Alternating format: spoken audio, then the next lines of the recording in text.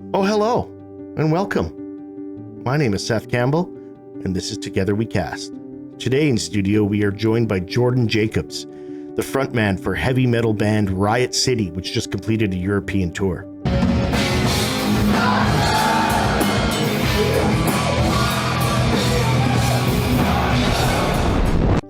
Jordan came to us at the end of April, stayed for a month, and then left to go on a 3-week tour of Europe with his band. Now, the exciting part here is that he came back sober. We're going to discuss the things that brought him here, the intervention, the treatment stay, and what it was like on the road. Stay tuned. Oh, good. This looks fucking great. Jordan, welcome to the studio. Thank you for having me. I've gotten the pleasure of getting to know you over the past little bit. You've done something absolutely unheard of in recovery. Coming into treatment for a month and then leaving for a 3-week tour with your band in Europe and then coming back into treatment and maintaining sobriety. I would love to talk to you about your experience through that. Kick us off with a little bit about your experiences here at T-Dub and what it was like on the road. Nobody knew that I was, losing my house. Yeah. It was only shortly before my intervention that had come to light. Oh my God. It was brutal. I kept it from Stacy for the whole time I knew her. Yeah. We had been together for years, and she did not know that house that I was basically squatting in was not my house. Wow. Total wreck, man. Total wreck. You know, one thing that amazed me was when I told my mom, because when the bank first sued me, I called my mom and I told her what happened. And she said, "Okay, well, why is this happening?" And I was like, "Because of drugs." And I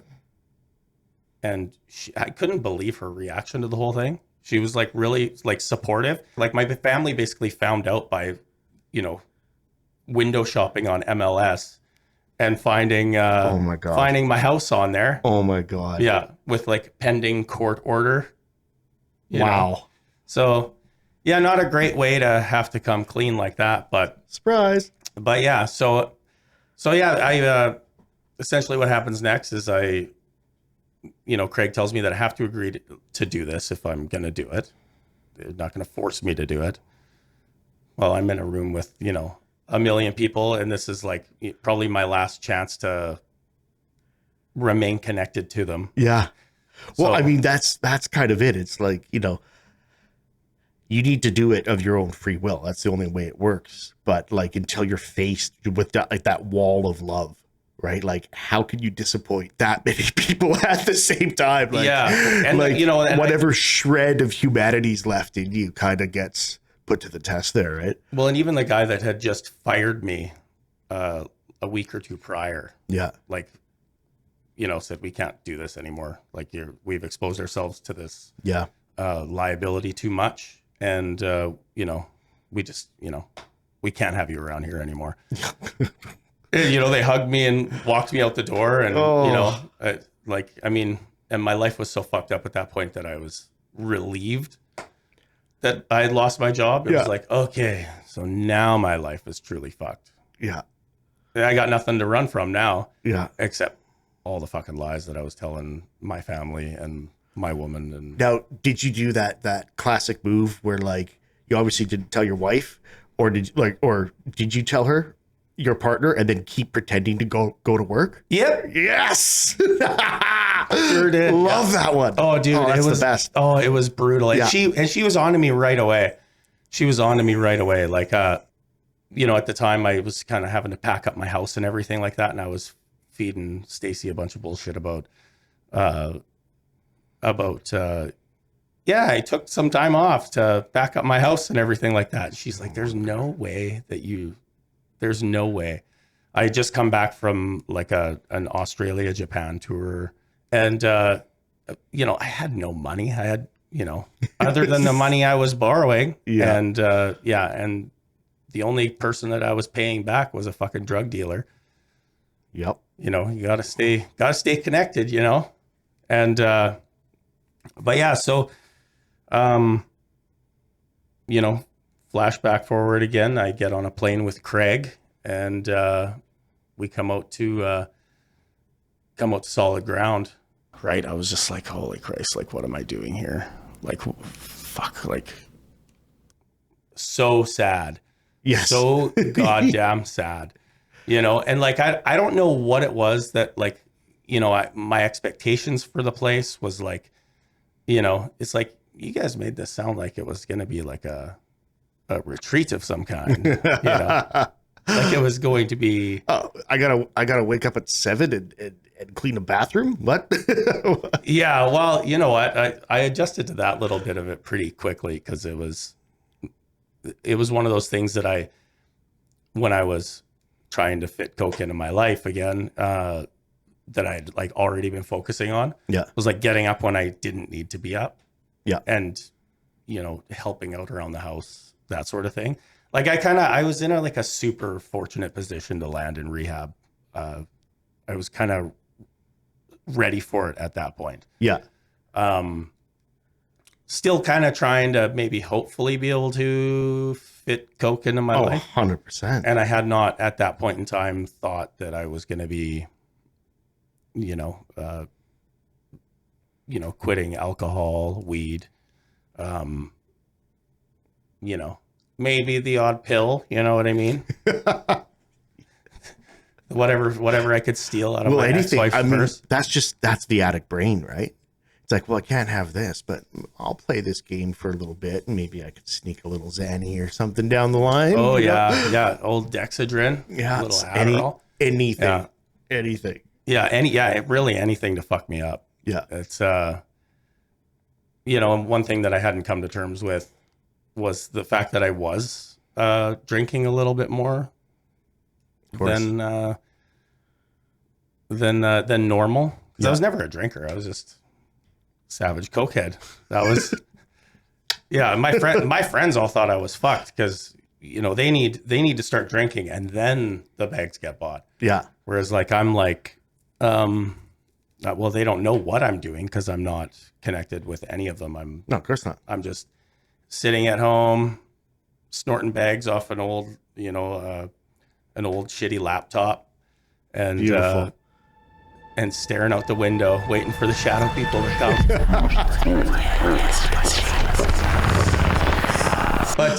But yeah, so it didn't take me long to get settled in at solid ground. Like it is a fucking really cool place. I love the fact that that everyone there is an addict. Yeah. I absolutely love that. But yeah, I got settled in, and one of the like the more profound experiences for me that happened early on was when we went out for that slow pitch game. Yeah. I was just telling Max about this. That was great. It was amazing. And I hadn't picked up a baseball bat in like 20 years. No. And I went out and, immediately started getting competitive, something that had not been awake in me forever.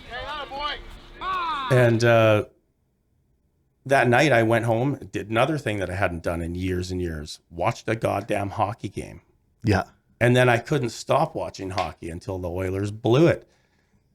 Wow. Yeah. I mean, that's another story. Yeah, But we'll just leave that for the resentments portion. 100%. This is a perfect thing. Perfect thing to get on there. Oh, beautiful. Fuck, what a fucking emotional thing. My poor daughter, she cried so hard. Oh. It was heartbreaking. They tried so hard. Yes, they did, honey. She just felt bad for them, I think, right? Yeah. She's that kind of emotional wreck. But that, like, it's there were things inside of me that were, like coming alive again. Like I was just talking about with Max, my body is at a point now, like was at a point early on where it still wanted to be alive. You know what I mean? Yeah. Now I'm back to a state where my needs are water, air, food, sex, instead of drugs. Coke. Yeah. And I feel like I could have, maybe got to a point where I was able to maintain that in my everyday life. But I think the big thing that recovery has given me, or the big thing that solid ground has given me, is it's woken up the part of me that inside that wants to be alive. Oh yeah, 100%. It's like being a kid again. I know from my experience, like once I could let go, I felt like a little kid again. And you're right, like the things like the baseball game, Oh, it's huge. playing baseball, going swimming with just a bunch of friends. The gym gym. is huge. I started, in 20 years, I started picking up little miniature soldiers to paint for tabletop war games when I was in treatment. I hadn't done that in over 20 years. Yeah, that's some monotonous stuff right there. Oh, it's beautiful. Yeah, you're just fucking in your own little world. Yeah. Yeah. It was amazing. But and I found a joy in that. Like I started to find joy in all these little things again. Yeah. That were completely buried and lost. And it really is like, that is recovery, right? Like we're getting that part back, that like childlike wonder. A lust for love, or a lust for life, rather. 100% great stuff. Yeah. It's actually like, I'm like flabbergasted at it. And, like there's just those little things like making your bed in the morning. Oh, it's a must. It's imperative. Like, oh yeah, 100%.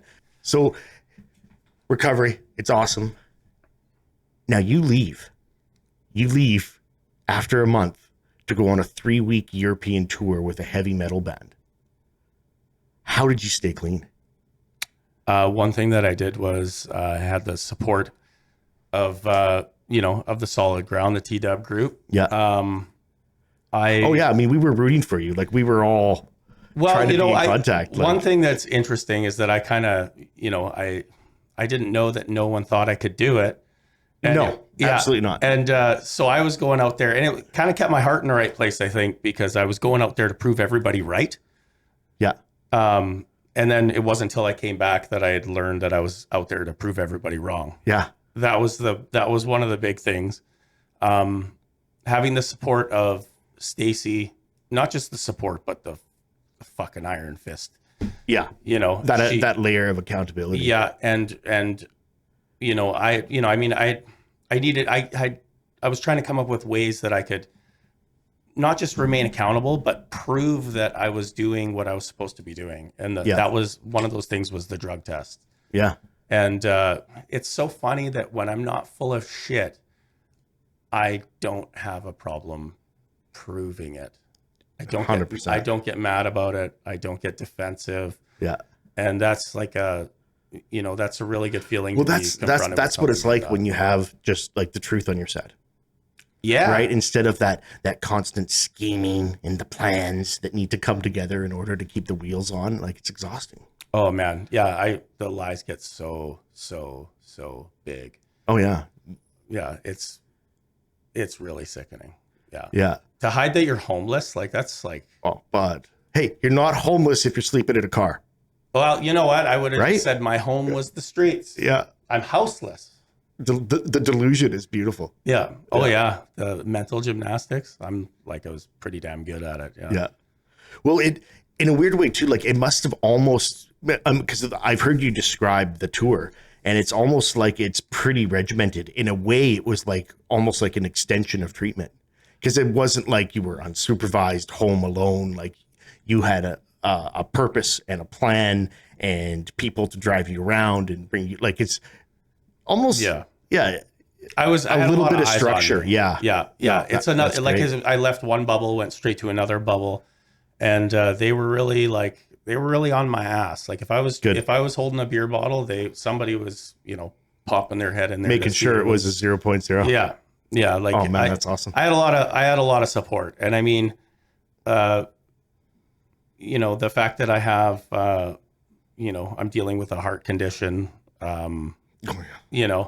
That's another thing that's kind of had people kind of looking after me early, which is another reason why I had to do drugs by myself when I wanted to, but, it's so busy on the road. And, Yeah. you know, this time I was just pretty well focused on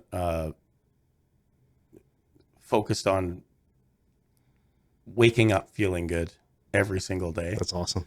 which isn't always the case when you get to bed at 2 and you got to be up at 6. Yeah.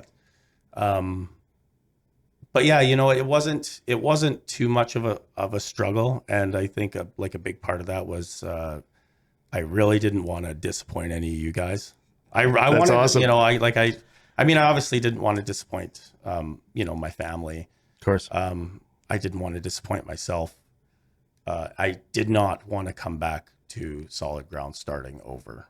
Well, Jordan, tell us a little bit about the tour itself.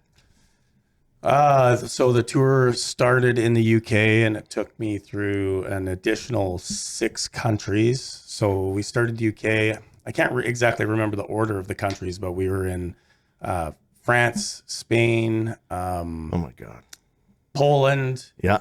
How was Poland? Switzerland. Poland's the best. They love heavy metal in Poland. Dude, and it's like it's a beautiful spot. It's a really comfortable place. Yeah. Like Warsaw is my favorite city in the world. No doubt. Actually. Yeah. I've spent a little bit of free time there. On these tours, I don't get a lot of free time. Like we also did Greece and we were only there for 17 hours. Yeah. But, you know, like Greece was a huge eye opener. It was our first time playing a headlining show there. And it was the best show of my life. And man, it was insane. Yeah, they just kept demanding more from us. Dude, that's awesome. And they were absolutely just losing it. You know, like when, you know, like real fans. Losing it. And like you know what, we get fans that sing along to songs all the time. Yeah. But they would sing the guitar harmonies, they just sang everything, and they are the loudest people in the world, I'm convinced. Yeah. But yeah, I mean, you know, those are opening up the tour, you know, like getting used to not having my usual comforts or rituals. Like I used to do 2 shots of Jack Daniels before I went on stage every night. Yeah. Not because I like Jack Daniels. It's disgusting. Always was, always will be. You know what I mean? But it was just something that I did. You know what I mean? And because that's what rock stars do. Well, I had leaned on it one time because I wasn't feeling well, and I wound up having a great show years and years ago. Yeah. And so I kind of been like, okay, well, that's something I got to do every time now. And it stopped working after a while. Let's face it. Of course. After that one time. But not having those rituals, it was a little bit weird. I've had experiences where, you know, it was a learning curve, like kind of getting into things. Yeah. You know, because I'm avoiding a lot of the party, and so I've got to find new ways to amp myself up. Yeah. Until I'm comfortable being around the party and not partaking in everything that's going on. In all the excesses. Yeah. Yeah. But you know, by the time we got to Greece, you know, I was dialed right in. Oh, I bet. And it must be like, you must be just more attuned to your performance, right? Because it's like, at the end of the day, it's still a performance. And yeah, you know, we like to romanticize this ideal of like, you know, like the drunk rock star, you know, or Jimi Hendrix on acid playing guitar, and it's amazing. But, you know, it's very much, those are the exceptions. Mr. Cool is never cool. No, 100%. Never cool. Like whatever you think you look like in your own head, it's like, it actually looks like shit. Oh yeah. And yeah, I mean, I've seen footage of my drunk performances, and it's like, yeah, I can sing, but you look like a sloppy mess. I look like shit. Well, it's like, have you ever watched the Amy Winehouse documentary? I have not. No. Check it out. You can imagine. Talk about messes. Yeah. Like I mean, it's tragic. Like, let's be real. Greece was like pretty profound for me because, like, one thing was like leading up to the show, after we had done line checks and everything like that, and the place is packed with fans. You know, instead of being backstage having shots, I called my oldest daughter. You know what I mean?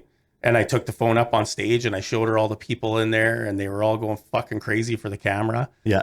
And because she's never seen us perform, you know what I mean? Yeah. And it's like, that's, Oh, dude, that wouldn't have happened if you were using. for those girls to see me perform would be just amazing for me. But, you know, this was at least something I wanted to share with them. Yeah.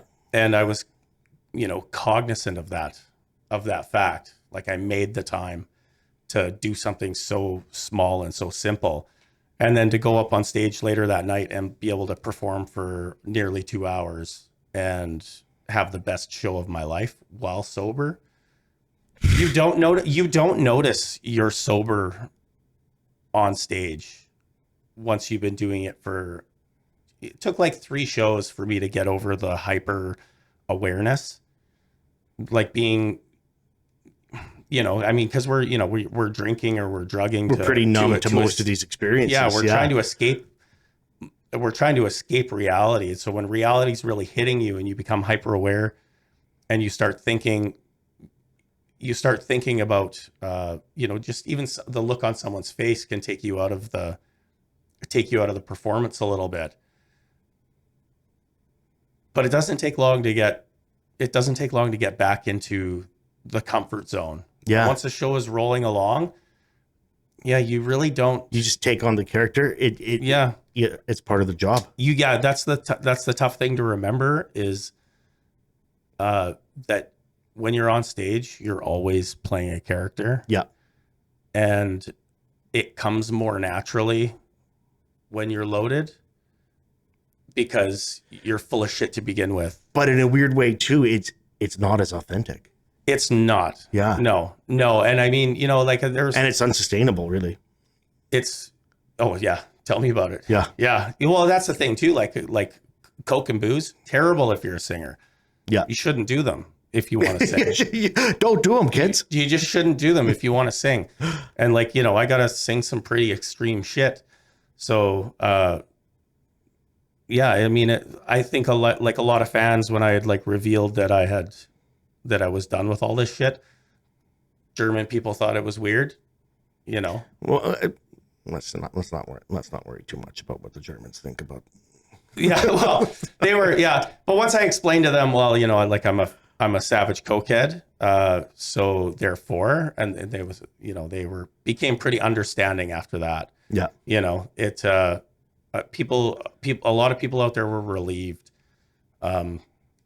because like even when I read in comment sections, it's always just like, wow, I really hope that dude takes care of his voice. And up until 73 days ago, I sure as fuck was not. So that's awesome. That's where I'm at, man. All right, Jordan. Listen to Riot City, kids. Riot City. We'll post a link in the description below. You can check it out.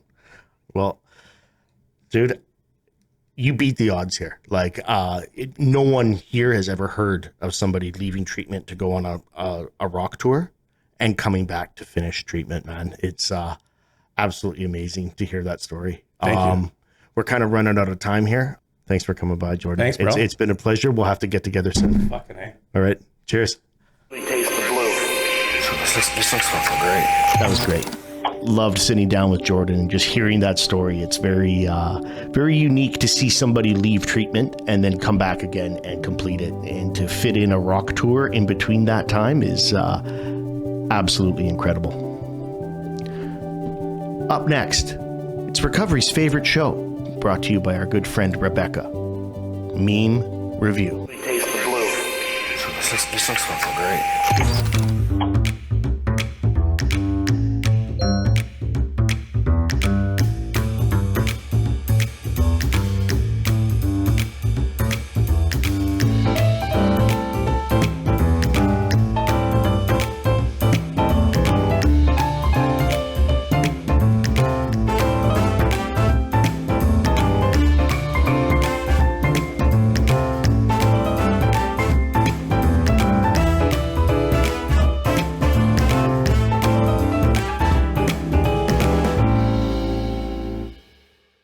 Hello and welcome to Meme Review. I'm your host, Rebecca, and this is... Seth. I love memes. Great. And great. review. So Thanks- glad to have thanks you for- here, Seth. Okay, shall we get started, Seth? I love this. I just love the setup. I have been waiting my whole life to do something like this. I always thought I'd be a great podcaster, and I appreciate you having me on. Yep. We really, really appreciated the fact that you could show up today. Thanks so much for being here, Seth. Okay, shall we get started? Love memes. Okay. All right, this is a good sign. So our first meme we're going to go to. What do you think about this guy? I mean, that's my guy. I mean, I know this guy. I picked up cigarette butts outside the methadone clinic. Like this is good. This is relatable. You've been this guy, just minus the dental investment. Well, I got yes? one gold. Oh, there you go. Ding. Well, so that's one compared to him. Okay. And, I love it. I love this one because it's got that like Spring Breakers vibe. Is it it's the hat? It's the hat, the grill, the fact dreads. that Franco takes care of his teeth probably just the same. So Franco. yeah. So going back to him, is this somebody that you would see and listen to for any kind of spiritual advice? Oh, 100%. I mean, this is a man on the move right here. He's got the hat, clean, fresh. The only thing I would have done, sticker on. You would have what? Left the sticker on. Like, you know, the big shiny stickers? On the hat, just to show the authenticity. But like, look, okay. He's got gold teeth, diamond in his ears. Man, this guy knows what's up. I mean, that's a face. That's a face that only, you could take advice from. I'd love to. I give this meme 2 thumbs up. Out of Two thumbs up? Okay, perfect. All right, we'll go to the next one then. You now have the ability to stay up for days and fix everything till it's broken. Now, don't we all wish we could have that?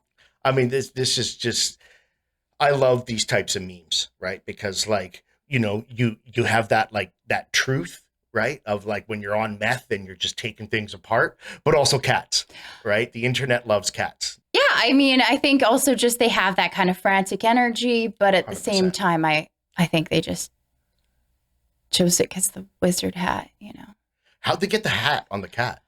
That's a really good question. Actually, probably meth might have been involved for that. Okay, shall we move on to the next one? Well, we got to rate them, right? Oh, Is it- yes. So we how do gotta you rate- feel about this one? Is it better or worse than the last guy? This is 1.5 thumbs from me. The come see come saw thumb or What? just a so thumb? Is that Dutch? It's just it's a bit of French, a bit of gibberish, a bit of mumbling. I don't know. The audience speaks English, right? I don't know. It's Canada. We can be bilingual here. Un petit peu. Is that the cat's name? Un, deux, trois, quatre.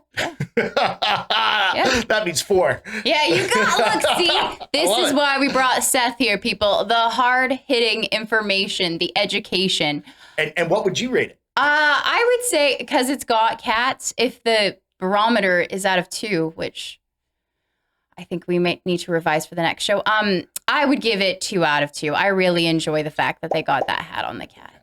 Yeah, I think just bringing up that fact, and the fact that there's scribbly bits, we didn't even get to that. What is that all about? Is that actually cleaning? That's the meth magic, right? Because like that's the wand. That's the meth magic. Okay, Yeah. it comes out in scribbly bits. It's not straight lines. Oh, okay. Neither is other things. All right. Going to the next one now. Women's sober living. Now we have 3 women here praying in really skimpy underwear. Spiritual benefactor on the wall, right? Of course. Well, who we all pray to. Yes. And then what do we got here for men's sober living? Lobster fights. With what? $6 down in a bet? Yeah, there's a couple cigarettes there, maybe, or there should be. Yeah, I mean, this is And now would you say that this is an accurate meme to your sober lifestyle? 100%. 100%. Like this is every Friday, Saturday night. The weekday staff have gone. The lazy guys for the weekend come in. Lobster fights. You know what? We were playing poker for cigarettes. Everything. I don't like, that's the funny part is I believe you in all of this. And like the saddest part too is I know at least one of those 3 women is praying that one of you scorpion lobster things looks at her the next day at a meeting. Probably. I was one of those women. Anyway. Well, I mean, I was sad. It's fine. Life is good now. I've got a blazer, got a show. And yeah, so what are your overall feelings Oh, beautiful. about this one? ballpark. This is 3 thumbs all the way up. Oh, so now it goes to 3 thumbs. Okay. Barometer keeps changing. Well, but- if I had more hands, right? So two enthusiastic thumbs all the way up. Nice. Okay. We could have just done fingers, but okay. Yeah, I would say that this one, I would give a 1 thumbs up because I don't really understand the men's thing. I'm like, do you just become lobsters? Do you just... No, well, you bet on which lobster will die. Oh, in the fight. see, I just assumed men were the lobsters because, testosterone. Is this a Jordan Peterson thing? I don't. A little bit. Okay. Okay. So let's move on. So what does this one say? 1 beer can't hurt. Those people in AA are full of shit, and I need crack. Yes. So what does this image evoke to you, Seth? Crack. Yeah. 100% accuracy achieved. By the time you're done that first beer, I need crack. From just a Budweiser. Yeah. It's the king of beers. I mean, come on, at least make it a martini or some sort of classy thing to just go off the deep end. Yeah, but then you need to go somewhere and pay someone with the ice and shaker. So you're just doing this at home. You're just, or where is this happening in your life? Park or van. Oh. Right. Who's lending you their van? I know for a fact you do not have a van, Seth. I don't have any vehicle now. I used to have a work van. And what happened to the work van, Seth? Crack. Thus, the meme is accurate, I would say. 100%. So if anybody out there is having that first thought, keep this in mind. Reach out. Maybe not to Seth, but reach out. Please. Sober for a while. I mean, you know kind of what you're doing, but you keep mentioning crack. But okay, let's just move on. Well, we didn't rate that one. Okay, let's go back. All right. We gotta rate the memes. I really like this one. I'm not going to lie. I feel like this is very accurate to a lot of drug addicts thinking. What do you think? 2 thumbs. Surprisingly. Okay. Can I move on? It's your show. Damn straight. All right. So I started sponsoring Lauren almost 9 months ago, and it is a man and a very visibly pregnant female. Mm-hmm. Now, what do you think? I love it. It's perfect. You see these people in the rooms every weekday, every weekend night. There they are, fresh out of treatment. You got this guy who's got 18 months clean. She's been sober for 9 months, right? This is the classic, what we call in the business, step 13. And so what is that? What is the step 13? The newcomer. And he did. And he did good. Knocked her right up. Oh, yeah. And can you imagine? I mean, what was he having her pray for in those first couple days? Silence? Yeah, well, she's not going to get that pretty soon, so. Love it. Okay, what do you think about this one? What would you review it? 2 thumbs. 2 thumbs up. The accuracy, presentation, perfect. Just life goals in general, huh? No? Oh, okay. Yeah, I would say, yeah, two thumbs up. I mean, it makes me feel very, very, very sad and disturbed. Even just looking at his pants alone. What are they, jeggings on a man with something underneath? Because that's not skin showing. But yeah, I would say still two thumbs up because accuracy. Accuracy counts. Oh, this brings me back. So this jacket said you were cool in the 90s. Today it means you're in rehab in Florida. I love this one. You own this jacket, don't you? It's not, I did, but I don't own anything anymore, right? I kind of lost it all. Okay, yeah. But right, jacket, perfect, 90s.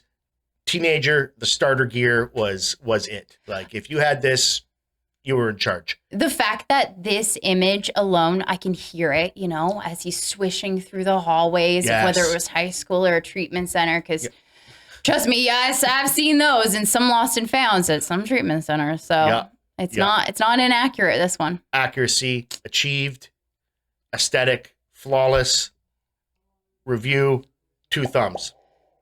2 thumbs, and the wind ain't getting him. So we can agree on this one. Okay, that's it. Memes. We're just going to leave it on the sad boy. All right. Yeah. Seems like we'll leave it on the other sad boy. So good way to end it. I don't. I'm so happy to be here today.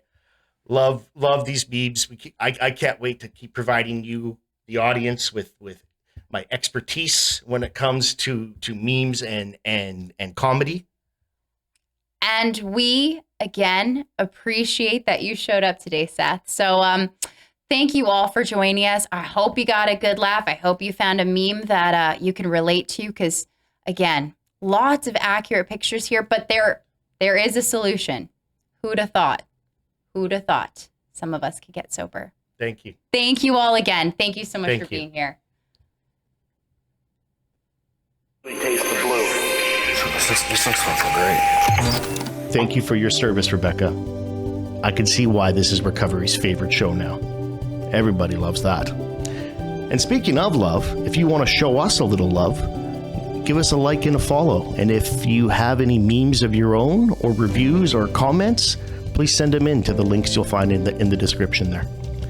My name is Seth Campbell, and from all of us at Together We Cast, may your day be happy, joyous, and free. You can really taste the blue. This thing smells great.